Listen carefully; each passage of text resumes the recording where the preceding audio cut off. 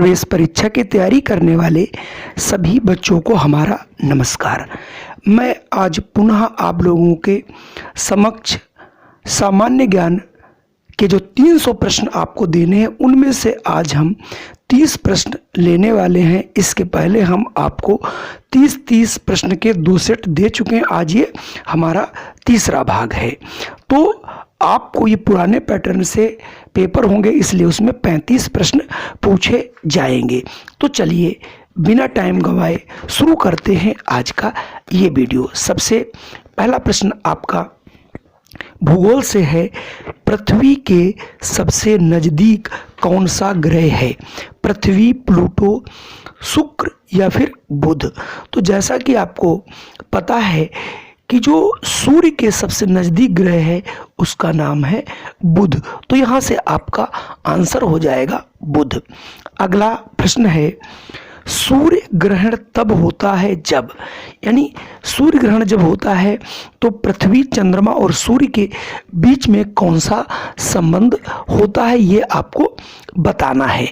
तो इसमें आपको याद ये रखना है कि जब सूर्य ग्रहण होता है तो चंद्रमा जो है वो पृथ्वी और सूर्य के बीच आ जाता है। जैसा कि आप जानते हैं सूर्य गति नहीं करता, इसलिए जब पृथ्वी और सूर्य के बीच चंद्रमा आ जाता है तो चंद्रमा का प्रकाश पृथ्वी तक नहीं पहुंच पाता। उस केस में जो है सूर्य ग्रहण होता है। तो उसके हिसाब से यहाँ पर ऑप्शन बी बिल्कुल सटीक बैठता है। अगला प्रश्न है कि सर्वप्रथम चंद्रमा पर मानव कब उतरा, यानी मानव ने सबसे पहले चंद्रमा पर अपना पैर कब रखा? तो इसका सही आंसर है 1969 यानी डी 1969 ई में जो है सबसे पहले मानव ने अपना पैर रखा था। चलिए बढ़ते हैं अगले प्रश्न की ओर। अगला प्रश्न है 64, वलित पर्वत का निर्माण कैसे होता है?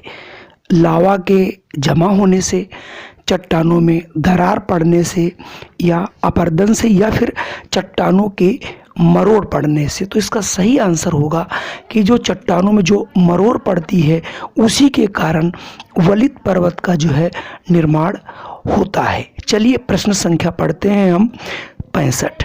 विश्व का सबसे ऊंचा पठार कौन सा है? इस प्रश्न का उत्तर सभी बच्चों को आता है कि विश्व का सबसे ऊंचा पठार जो है वो पामीर का पठार कहलाता है। यहाँ से इसको याद कर लेंगे। अब बात करेंगे प्रश्न 66 की।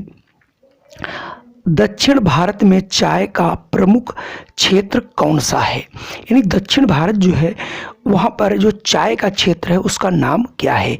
तो जो दक्षिण भारत में चाय का प्रमुख क्षेत्र है वो है नीलगिरी का क्षेत्र। यहाँ से आपको ए याद रखना है। चलिए अगला हम बढ़ते हैं 67 की ओर।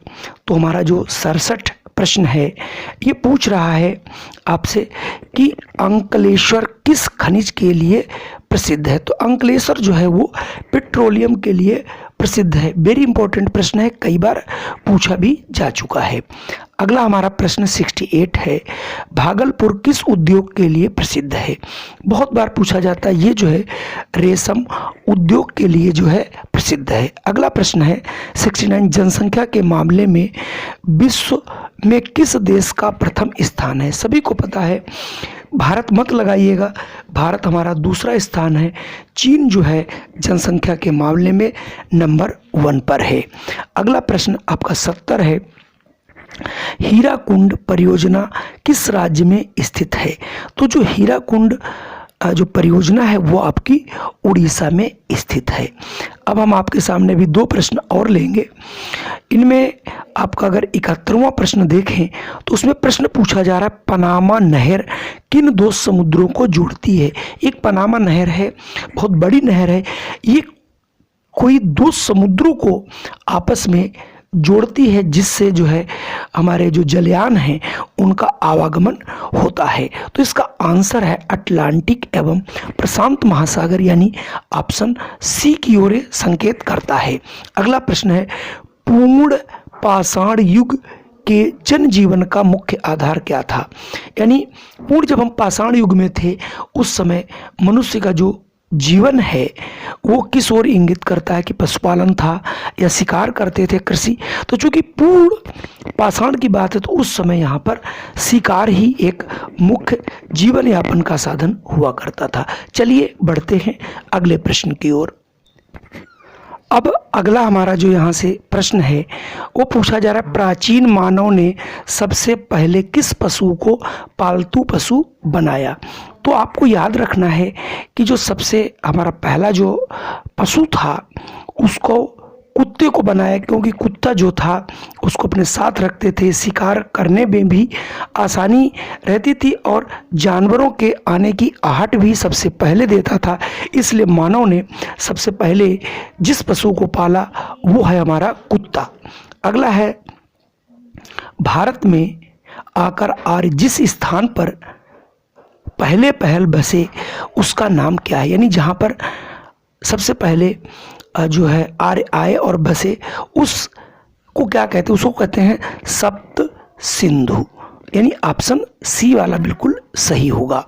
अगला प्रश्न की बात करें 75, सिंधु घाटी सभ्यता के लोगों की आजीविका का मुख्य साधन क्या था। यानी जो सिंधु घाटी सभ्यता थी उस समय ज़्यादातर जितनी भी सभ्यताएं थीं वो कृषि पर ही आधारित हुआ करती थीं। अगला प्रश्न है 76, इतिहास से है, बौद्ध से संबंधित है। चौथी बौद्ध संगति किसके शासन काल में हुई थी। तो यहाँ पर आपको याद रखना ये कनिष्क के शासन काल में हुई थी। सबको मैं बता दूं इनका मैं डिटेल भी आपको पढ़ाऊंगा, पहले आप इन प्रश्नों को कर लीजिए, आपके पास एक 300 प्रश्नों का सेट हो जाएगा। ठीक है, चलिए बढ़ते हैं आगे। अगला आपका प्रश्न है कि सांची स्तूप का निर्माण कराया था चंद्रगुप्त ने, अशोक ने, पुष्यमित्र ने या फिर बिंदुसार ने। तो यहाँ पर आपको याद रखना है कि जो सांची के सपूत हैं इनको निर्माण जो है अशोक ने कराया था। चार मीनार कहाँ बना है, वेरी मोस्ट इम्पॉर्टेंट प्रश्न है, कई बार पूछा जा चुका है। ये बना है आपका हैदराबाद में, आपको याद रखना है। अब 79 की बात करता हूँ, हैदर अली का उत्तराधिकारी कौन बना। तो हैदर अली का जो उत्तराधिकारी था वो टीपू सुल्तान था। अगला प्रश्न है, भारत का विभाजन कि भारत का जो विभाजन है, जब भारत को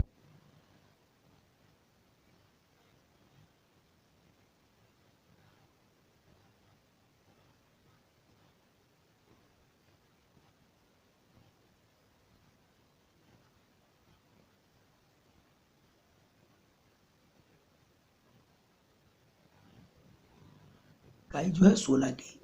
अगला है वेरी मोस्ट इंपॉर्टेंट प्रश्न भी है, सबसे प्राचीन वेद कौन सा है, यजुर्वेद, सामवेद, ऋग्वेद या फिर अथर्ववेद।